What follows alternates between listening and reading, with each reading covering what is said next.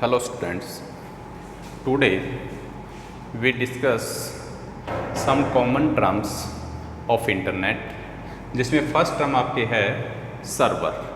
What is server? Server is the powerful centralized system on a LAN local area network। For example, अगर आपके पास 2 or more computers are connected to each other, जब 2 या 2 से अधिक computer आपके local area में कहीं connect हैं तो उनमें से एक पावरफुल कंप्यूटर ऐसा होगा जो दूसरे सिस्टम्स को क्या कर रहा होगा, सर्विस प्रोवाइड कर रहा होगा। अब इसमें ये आपका क्या होगा, सर्वर, जो दूसरों को क्या कर रहा है, सर्विस प्रोवाइड कर रहा है, सेंट्रलाइज डाटा स्टोरेज का काम करता है, बैकअप का काम करता है, this is known as file sharing का काम करता है, रिसोर्स शेयरिंग का काम करता है, this is known as server. Second आपका है वेब सर्वर। अगर इसी डायग्राम को हम थोड़ा और क्या कर दें, वाइड रेंज पे अगर यूज करते हैं और इंटरनेट का हम अगर यूज कर रहे हैं तो जो सर्वर पूरे इंटरनेट पे या आपके जो नेटवर्क है उस पे जो सर्विसेज प्रोवाइड कर रहा है, वेब रिसोर्सेज जिसे हम वेबसाइट्स कह सकते हैं, वेब डाटा कह सकते हैं, वेब पेजेस कह सकते हैं, उनको अगर मैनेज और कंट्रोल कर रहा है और दूसरे जो क्लाइंट्स हैं उनको अगर सर्विस प्रोवाइड कर रहा है, then it is known as web server. अब यहाँ पर इसमें अगर आप डेफिनेशन का मीनिंग क्लियर करते हैं डेफिनेशन से, तो इसमें आपका है a web server is a computer that store websites on the internet and delivered web pages to views upon request. जब कोई भी यूजर क्लाइंट जैसे कि हम और आप जब रिक्वेस्ट इंटरनेट पे डालते हैं, website Google browser, Google Chrome या किसी ब्राउज़र का यूज करके, तो वो रिक्वेस्ट किसके पास जा रही है, आपके वेब सर्वर के पास जा रही है और सर्वर उसे प्रोसेस करता है और अकॉर्डिंग टू रिक्वायरमेंट्स जो भी हमने उसमें सर्च किया है, वेबसाइट है या कोई वेब पेज है या कोई इन्फॉर्मेशन है, उसके अकॉर्डिंग वो हमें क्या करता है, उससे रिलेटेड हमें जितना भी उसमें डाटा होता है वो एक लिस्ट के फॉर्मेट में हमें डिस्प्ले करता है। This is the web server. अब यहाँ पे दोनों में डिफरेंस क्लियर हो गया। अगर ये लोकल एरिया में है, दूसरे नेटवर्क से कनेक्ट नहीं है, देन ये सिंपल आपका सर्वर कहलाएगा जो इसी 3 कंप्यूटर्स पे या 5 कंप्यूटर्स पे ही सर्विस प्रोवाइड कर रहा है। और अगर ये ऑल ओवर द वर्ल्ड कह सकते हैं या किसी पर्टिकुलर कंट्री में कह सकते हैं, उनमें अगर ये सर्विस प्रोवाइड कर रहा है और ये इंटरनेट पे अगर काम किया जा रहा है, then this is known as web server. अब इसमें सर्विसेज या जो इसकी कैरेक्टरिस्टिक्स हैं, एडवांटेजेस हैं, तो जो वेब सर्वर है वो कैसे वर्क कर रहा है, सर्वर जो है आपका वो आपके डाटा शेयरिंग का काम करता है, रिसोर्स शेयरिंग का काम करता है, सेंट्रलाइज बैकअप का काम करता है। आपके पास 3 सिस्टम्स हैं, आपने इस पे एक सिस्टम पे अपना डाटा स्टोर कर दिया तो ये सेंट्रलाइज बैकअप हो गया। इस सिस्टम पे अगर रिक्वायरमेंट होगी तो हम यहाँ से डाटा एक्सेस करेंगे, इस सिस्टम पे अगर रिक्वायरमेंट है हम यहाँ से डाटा एक्सेस करेंगे, सेंट्रलाइज वायरस स्कैनिंग हो जाएगी, आपका डाटा सेफ होगा। नेक्स्ट, इसमें वेब सर्वर क्या करता है, वेब सर्वर जो है आपके इंटरनेट पे आपको फाइल और जो रिसोर्सेज होते हैं उनको डिस्प्ले करता है या उनको मैनेज और कंट्रोल करता है और अकॉर्डिंग टू रिक्वायरमेंट उनको सर्विस प्रोवाइड करता है जो भी क्लाइंट्स उसके साथ कनेक्ट होते हैं। नेक्स्ट आपका है वेब पेज। कोई भी डिजिटल पेज जो हम वेब पे या आपके इंटरनेट पे एक्सेस कर सकते हैं, this is known as web page. Any digital page document जिसको हम अपने ब्राउज़र पे एक्सेस कर सकते हैं या इंटरनेट पे एक्सेस कर सकते हैं, यूज़ कर सकते हैं, then it is known as web page. Next आपका website. Website is the collection of related web pages. For example www.cbsc.nic.in, ये एक वेबसाइट है जिस पे बहुत सारे डिफरेंट डिफरेंट वेब पेजेस हैं। मैंने एक वर्ड यूज़ किया रिलेटेड। रिलेटेड मीन्स उसी पर्टिकुलर टॉपिक से रिलेटेड। अब सीबीएसई की वेबसाइट आप ओपन करते हैं तो उसमें सीबीएसई से रिलेटेड ही सारे वेब पेजेस होते हैं, उनका ग्रुप होता है, कलेक्शन होता है, it is known as website. Next आपका है वेब पोर्टल। वेब पोर्टल को अगर आप कॉमन सेंस में समझना चाहते हैं तो just a website. Web portal भी आपका एक वेबसाइट होता है, लेकिन वेबसाइट में और वेब पोर्टल में डिफरेंस क्या होता है कि वेबसाइट जो होती है वो स्टैटिक होती है। जैसे आप cbsc.nic या CBSE एकेडमिक वगैरह जो आपकी वेबसाइट पे विजिट करते हैं तो उसके कंटेंट्स सेम होते हैं, चेंज नहीं होता है। जबकि अगर आप वेब पोर्टल का एग्जांपल लेते हैं तो जैसे गूगल है, याहू है, जिसको आप जितनी बार क्या करते हैं लॉगिन करते हैं, फेसबुक भी आप इसका एग्जांपल ले सकते हैं। फेसबुक पे जब भी आप लॉगिन करते हैं तो उसके कंटेंट्स आपको क्या मिलते हैं, डिफरेंट मिलते हैं, अलग होते हैं। तो गूगल है या फिर आपका जो हॉटमेल है, इस तरह के जो आपके हैं ये सारे के सारे क्या, याहू है, ये सब क्या हैं आपके वेब पोर्टल के एग्जांपल्स हैं। नेक्स्ट आपका है web browsers. Web browser is the application program software which help us to navigate with the web server।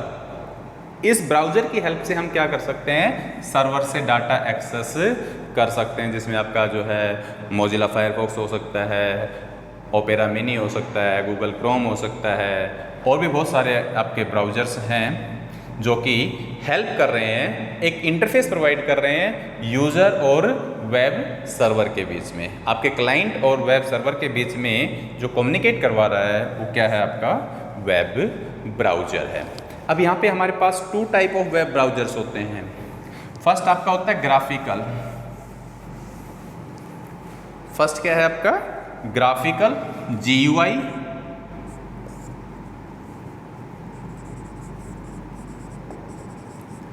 और सेकंड आपका है टेक्स्ट बेस्ड। ये ग्राफिकल बेस्ड होता है और ये टेक्स्ट बेस्ड। इन दोनों में डिफरेंस क्या है, टेक्स्ट बेस्ड जो आपका था वो बिफोर वर्ल्ड वाइड वेब, जो हम पहले पढ़ चुके हैं, स्टडी कर चुके हैं, world wide web Tim Berners-Lee ने डेवलप किए थे, उससे पहले जो हम कम्युनिकेट करते थे, डाटा शेयरिंग करते थे, वो सिर्फ और सिर्फ किस में होता था, टेक्स्ट में होता था।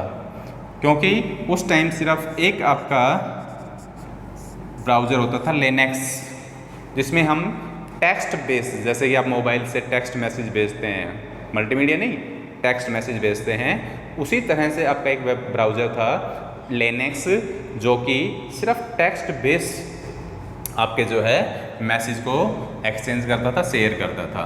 उसके बाद वर्ल्ड वाइड वेब के बाद में क्या हुआ, हमारे सारे जो है फैसिलिटीज़ चेंज हो गई और कुछ न्यू जो है डेवलपमेंट्स हुए, और उसमें हम क्या यूज़ करने लगे, मल्टीमीडिया, जिसमें हम ग्राफिकल जो है यूज़र इंटरफेस हम जो है नेट पे काम करने लगे, और जो ग्राफिकल बेस्ड है उसमें हम मल्टीमीडिया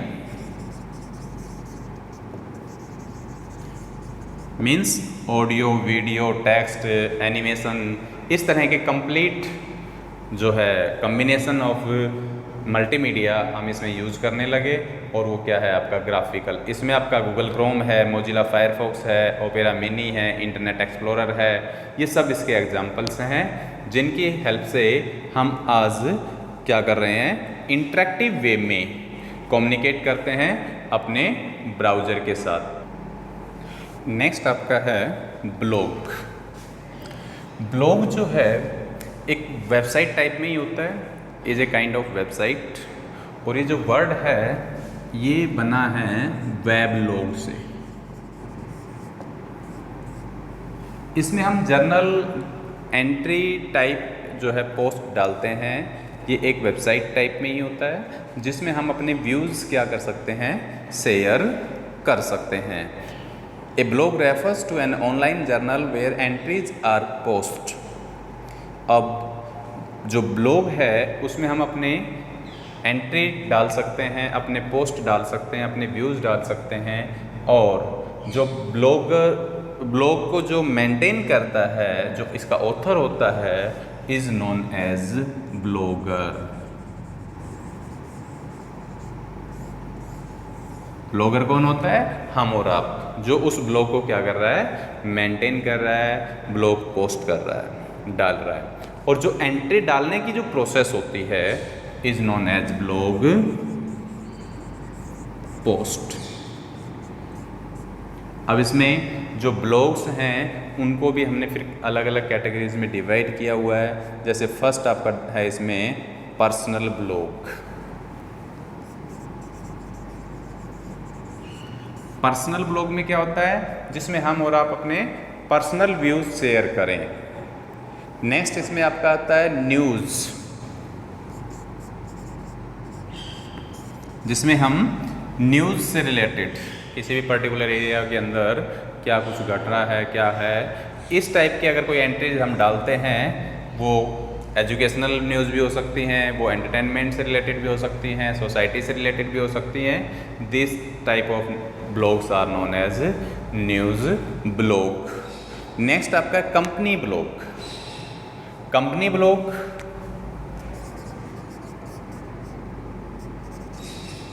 इसमें क्या होता है कि कोई भी पर्टिकुलर कंपनी या ऑर्गेनाइजेशन अपने रिलेटेड जो यूजर्स होते हैं या उसके जो एम्प्लॉयज़ कह सकते हैं आप उनको, वो क्या करते हैं अपनी कंपनी के बारे में या अपने लोकल जो सराउंडिंग उनके वर्किंग जो स्पेस होता है उनसे रिलेटेड जो भी एंट्रीज डालते हैं। तो इस तरह के जो ब्लॉग्स होते हैं उन्हें हम क्या कहते हैं? कंपनी ब्लॉग कहते हैं। और नेक्स्ट आपका है माइक्रो ब्लॉग।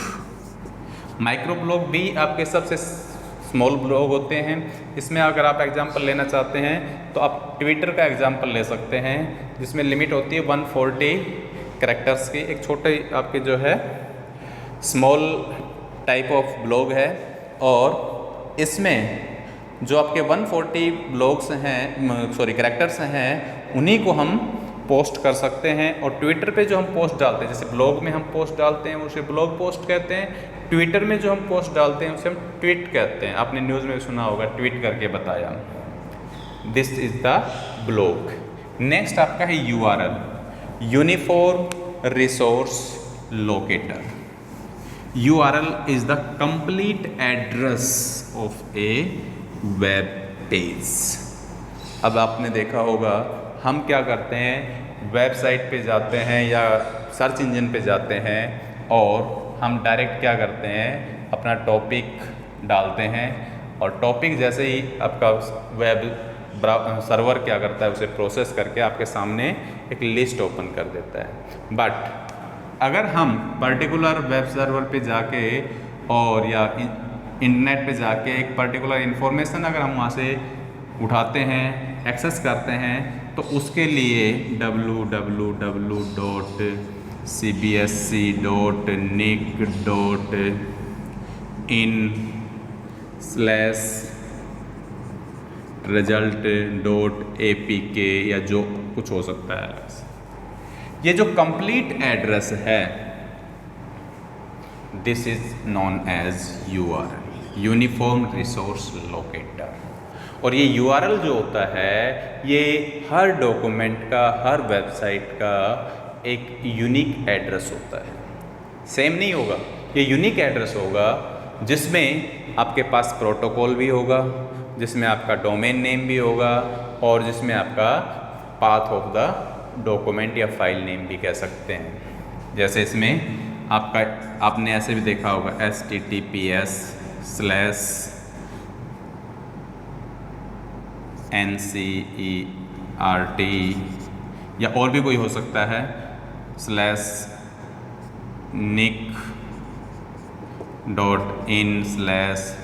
कोई भी ABC या जो कोई भी डॉक्यूमेंट हो सकता है इसके अंदर। अब यहाँ इसमें HTTP से आ रहा है आपका प्रोटोकॉल,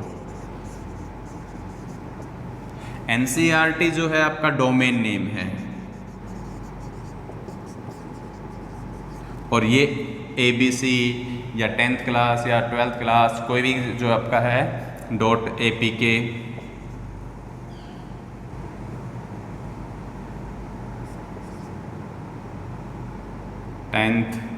.apk कर दो, 10th रिजल्ट कर दो, .apk कर दो।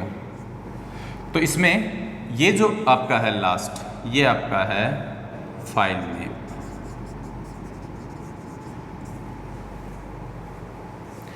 This complete address is known as URL। आपकी बुक में बहुत सारे एग्जाम्पल्स इसमें दिए हुए होंगे, आप इनसे इनको समझ सकते हैं। नेक्स्ट आपका है protocols. Protocols are the set of rules, वो स्टैंडर्ड रूल्स जो आपके नेटवर्क पे डाटा ट्रांसफ़र को मैनेज और कंट्रोल करते हैं। These are known as protocols. वो सभी स्टैंडर्ड रूल्स जिनकी हेल्प से हम क्या कर रहे हैं, नेटवर्क के ऊपर अपने डाटा को शेयर कर रहे हैं या चाहे हम एक्सेस कर रहे हैं। This standard rules are known as protocols. अब हमारे पास बहुत सारे प्रोटोकॉल्स हैं, जिनमें से फर्स्ट आपका है SMTP, simple mail transfer protocol. अगर आप एक सिस्टम से दूसरे सिस्टम पे मेल भेज रहे हैं, मेल सेंड कर रहे हैं या रिसीव कर रहे हैं, तो उसके लिए कौन रिस्पॉन्सिबल है, आपका SMTP। इसी तरह से आपका है FTP, फाइल ट्रांसफ़र प्रोटोकॉल। कोई भी हम डॉक्यूमेंट शेयर करते हैं तो उसके लिए रिस्पॉन्सिबल कौन है, आपका FTP। इसी तरह से आपका होता है HTTP, hyper text transfer protocol. जो भी हम HTML डॉक्यूमेंट्स या वेब पेजेस को हम शेयर करते हैं तो उसके लिए रिस्पॉन्सिबल है आपका HTTP। एक आपका होता है इसी के अंदर HTTPS, hyper text transfer protocol secure. ये सिक्योरिटी रीजन्स के लिए यूज़ होता है। अगर आप कोई पर्सनल या प्राइवेट डाटा शेयर कर रहे हैं जहाँ पे सिक्योरिटी ज़्यादा अहमियत नहीं रखती है, तो हम HTTP का भी यूज़ कर सकते हैं। लेकिन जहाँ पर आपका सिक्योरिटी इम्पोर्टेंट होती है, वहाँ हम इस प्रोटोकॉल का यूज़ करते हैं। जैसे आपने अपना पर्सनल कोई ब्लॉग बनाया हुआ है तो आप HTTP का भी यूज़ कर सकते हैं। लेकिन जो बैंक्स हैं या जहाँ पे आपको लॉगिन करके और अपने ID वगैरह, पासवर्ड वगैरह डालने होते हैं, बैंकिंग से रिलेटेड है या किसी और वेबसाइट से रिलेटेड आप लॉगिन करते हैं, वहाँ पर हम क्या करते हैं, HTTPS का यूज़ करते हैं। इसी तरह से आपका है TCP/IP, transmission control protocol, internet protocol. अब यहाँ पर TCP/IP क्या करता है, ट्रांसमिशन कंट्रोल प्रोटोकॉल, जो हमारा एक सिस्टम से दूसरे सिस्टम पे डाटा ट्रांसफ़र हो रहा है, उसको कंट्रोल करने के लिए जो प्रोटोकॉल यूज़ है वो कौन होता है, कौन सा यूज़ होता है, आपका TCP, transmission control protocol. Actual जो इसका मेन फंक्शन है वो क्या होता है कि जो आपका सर्वर है, वेब सर्वर, वो पावरफुल होता है, उसकी स्पीड और जो आपका क्लाइंट है उसकी स्पीड क्या होती है, मिसमैच होती है, डिफर होती है। तो यहाँ पर ये क्या करता है, फास्ट स्पीड से या large amount of data transfer कर सकता है, लेकिन ये उसे प्रोसेस नहीं कर सकता। तो ये क्या करता है, जो आपकी फ़ाइल है, सपोज कीजिए एक कोई फाइल है आपकी और उसका जो साइज़ है वो आपका है 100 KB सपोज, और यहाँ जो आपका सिस्टम है ये प्रोसेस कर सकता है 100 KB पर सेकेंड के हिसाब से, बट ये क्या कर रहा है, 10 KB पर सेकेंड के हिसाब से ही प्रोसेस कर सकता है। तो TCP का जो रिस्पॉन्सिबिलिटी है वो ये है कि ये डाटा प्रॉपर वे में इस सिस्टम तक पहुंचाया जा सके। तो इसके लिए क्या करता है, TCP क्या करता है, इसके पार्टीशन करता है, स्मॉल पीसेज बनाता है, और अब ये 10-10 के क्या करेगा, आपके जो है स्मॉल पैकेट्स बनाएगा, और IP इंटरनेट प्रोटोकॉल दोनों मिलके काम कर रहे हैं। IP जो है इंटरनेट प्रोटोकॉल जो है वो क्या करता है, इसे जो भी इसने पैकेट्स बनाए हैं उन पे लेबलिंग करता है, और यहाँ उनको फिर क्या किया जाता है, 1 बाय 1 सेंड किया जाता है, 1 पैकेट एट ए टाइम। ये उसे प्रोसेस करेगा, फिर सेकंड पैकेट सेंड किया जाएगा, फिर नेक्स्ट और लास्ट तक इसको ऐसे सेंड किया जाएगा। आईपी क्या करेगा, उस पर लेबलिंग करेगा और इसको सेंड किया जाएगा। ऐसे आपके पास पीओपी है, ऐसे ही आपके पास और बहुत सारे प्रोटोकॉल्स हैं जो हम इसके अंदर यूज़ करते हैं। तो ये आपका कुछ इम्पोर्टेंट टर्म्स थे जो हम इंटरनेट में यूज़ करते हैं। Thank you.